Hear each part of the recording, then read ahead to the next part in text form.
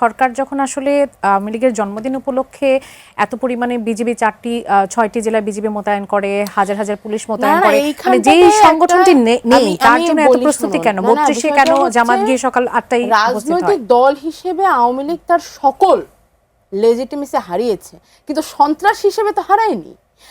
আপনার দেশে যদি এখন একটা মহামারী লেগেছে, আপনি ব্যবস্থা নেবেন না?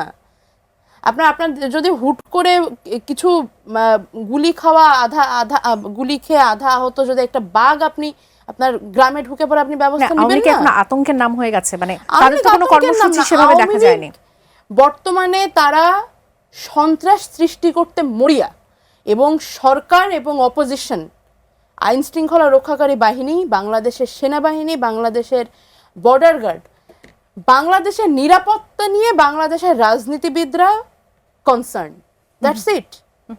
যদি আমরা এরকম, আপনি যদি এখানে আতঙ্ক শোনেন যে এখানে হুট করে যদি একটু গ্যাসের গন্ধ পান, আপনি দৌড়ে যাবেন না সেটার ব্যবস্থা নিতে?